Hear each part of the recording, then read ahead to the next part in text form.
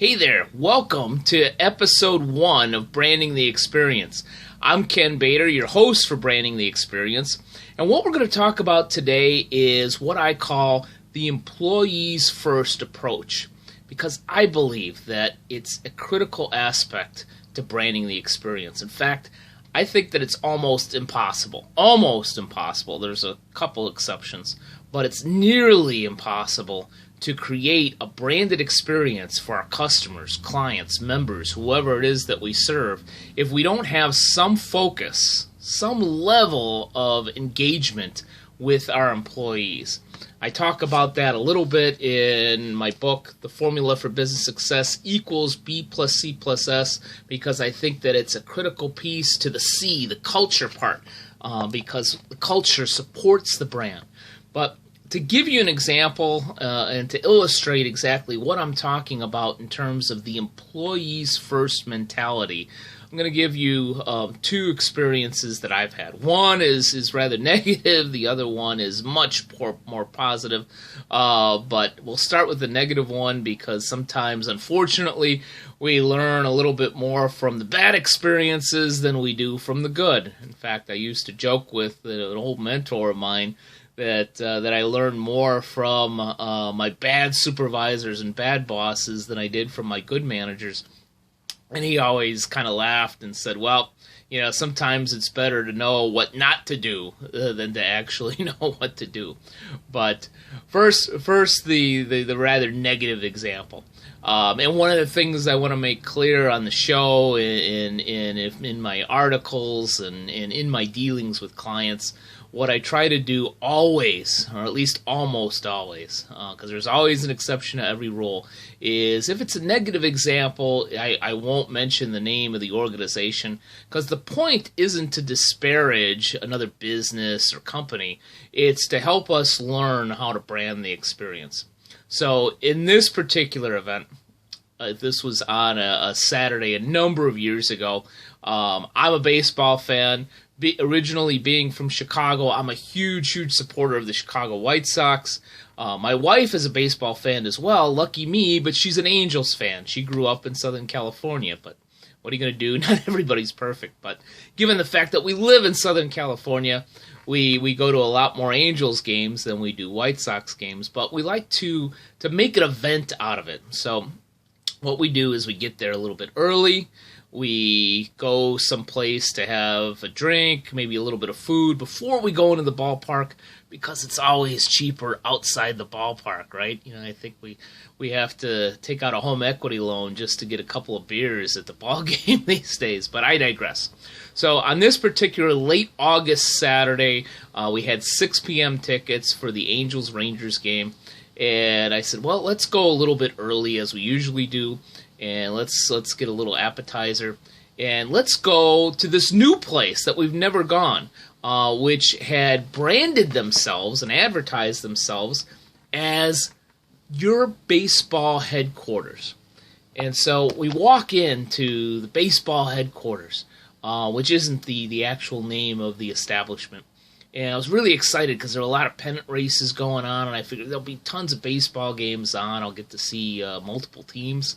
As we walked in, sure enough, there were like 15, 20 TVs at least, but none of them were on baseball at your baseball headquarters. So, you know, we sat down and we ordered our drinks, and before our server walked away, I asked him, hey, is it possible that we may be able to get the White Sox-Tigers game on this television? They happen to have golf bloopers on that particular screen, and as much as I was enjoying that, I would really like to watch my White Sox. And normally when I make that request, usually what I get is I'll get right on it. Sure thing, sir. Not a problem. But in this particular case, I got, let me see what I can do, which I thought was pretty odd. So 5-10 minutes goes by. We have our drinks. We're ordering food. And I'm still enjoying golf bloopers up in front of me. And I ask, how we doing on getting that White Sox-Detroit Tigers game on this particular screen? And he said, well, we have a policy here. And you know how much customers love to be quoted policy. We have a policy here that only a manager can change the channel.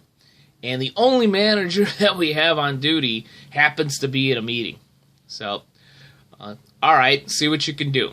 5-10 minutes more go by, and my wife is getting upset. She even went to go see somebody and complain to try and get my game on the television. And now my wife is the nicest, most laid-back person you would ever meet. And she's not even an Angels fan, or a White Sox fan. And she's going to complain about the golf bloopers that we have on our screen, and to try to get my White Sox game on. God bless her. But finally, I would say about 20 to 25 minutes after my initial request, my White Sox are on. It's the third inning. They're down 2-0, I think. What are you going to do? And the server came back, and he said, I really apologize that it was such a hassle to get your game on over here. And I immediately delved right into management consulting mode. And I said, what really, really bothers me is that an establishment that brands itself as your baseball headquarters and probably has some type of a strategy as to how they're going to create a baseball experience doesn't trust their employees enough to be able to empower them to be able to turn on a baseball game in a baseball bar. And what this gentleman said told me everything I needed to know about the B plus C plus S formula at that particular organization and the branding, the experience efforts or lack thereof that they had.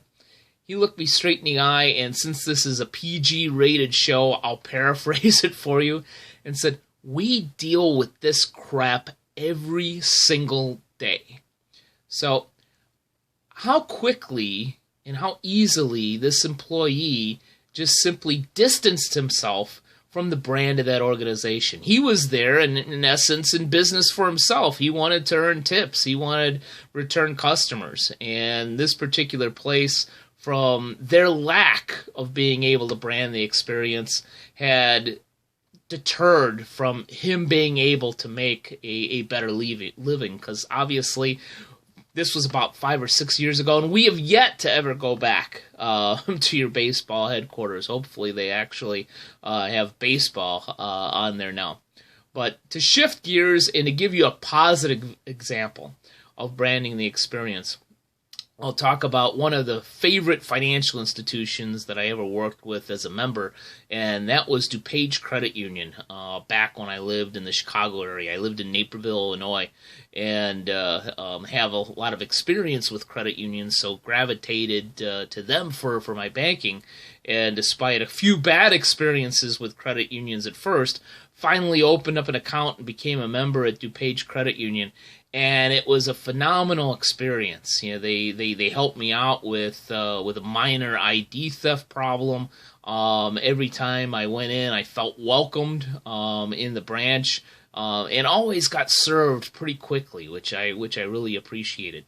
But you really learn what the culture is all about when employees get thrown out of their comfort zone, when it's not necessarily the standard operating procedure of the day. And I remember meeting the CEO of DuPage Credit Union before I even became a member, and we had a discussion, not on B plus C plus S, because I hadn't created it at that particular time, but on customer or member service in general. And one thing he said to me was, it's all about the culture. Well, I would argue today that it's also about the brand and the strategy, but it showed how important the culture and the team environment, and more importantly, the employee engagement was to be able to create a great experience for his members. And the best story that I have is one where a mistake was actually made. Because, that old adage of, sometimes mistakes are an opportunity are actually true. Sometimes you can create a much better customer experience after solving a problem because they learn how much you care and exactly how great of an experience that you can create. So in this particular day, I have found out that I bounced a check. And the irony is I had never bounced a check, and since that time have never bounced a check. And what really, really surprised me is while my checking account was a little low, I had overdraft protection on that checking account. In fact, I deliberately asked for it when I opened up the account just in case I made a mistake on the register, that I would not have to not only incur that fee, but the embarrassment of bouncing a check with a vendor or somebody that I was doing business with. And so I had bounced a check, and so I had come in, and fortunately I had seen the same representative that I had originally opened the account with. And I brought in all my paperwork, and I said, Lisa, we'll call her Lisa. I don't know if remember offhand if that was actually her name, but I think it was. I said, Lisa, how can I bounce a check when it was only $57 and I have overdraft protection on this checking account? And she looked at the paperwork and saw that, yeah, that was overdraft protection, and it was supposed to be on my account, and looked it up on the computer and said, you know what? I forgot to check one box. And then she said, I'm really sorry, I failed you. Now, I didn't want her to go that far. I certainly didn't want her to literally jump on a sword, but she took ownership of the problem right then and there. And how many times do we have experiences where employees want to pass the buck or blame management or blame the system or whatever it is? And she took ownership right there. And obviously, she fixed my problem. She set up the overdraft protection properly. She refunded my fee. And what she also did was refunded the fee for the bounce checked fee that I had gotten from the other establishment, because that was their policy. And I believe she even gave me a number of free checks and threw in something else, which I don't remember. But I do remember that was such a well-branded experience, even though I walked in obviously a little ticked off because that shouldn't have happened, and I had to take time out of my day in order to fix it. But I left there a much more happier member and a much more loyal member to the DuPage Credit Union brand, not because of the branding or the advertising, but the experience that I had that particular day with Lisa in fixing my problem and making that particular issue better than it was when I walked in. Much better than when I walked in. So, concentrating and empowering employees, and that's what DuPage Credit Union did. They made sure that they empowered these employees in other situations, and I've dealt with other banks and financial institutions, even other credit unions, where that type of problem would mean, well, we have to go to a manager, or we have to call the headquarters, or it's going to take 3 days for this to be taken care of, or I need approval to reverse this fee even though it was our mistake. There was none of that. Everything was taken care of by this one individual because she was empowered, and DuPage Credit Union, they engaged their employees so that they didn't have to waste the members' time, and they could create a well-branded experience for that particular member. In this case, I was the member. So there's a couple of examples of employee engagement, and most importantly, having that employees first mentality. Because obviously the credit union certainly did have an employees first mentality, because they understood that it was very difficult to have happy members if we had unhappy employees. And my restaurant example, which I haven't gone back to since, created a very poor experience, despite some really good food, frankly, and some decent prices, because they couldn't give the branded experience that they had promised through their advertising when I went in that particular day. Thank you for joining me for a little bit today on Branding the Experience. Hopefully you'll be able to implement an employees first approach. And next week we'll get a little bit more particular on how we can move that employees first and then employee engagement idea a little bit further to brand the experience at your organization. Again, I'm Ken Bader. Thank you for spending some time with me today. And here's me wishing you a branding the experience at your organization. Take care.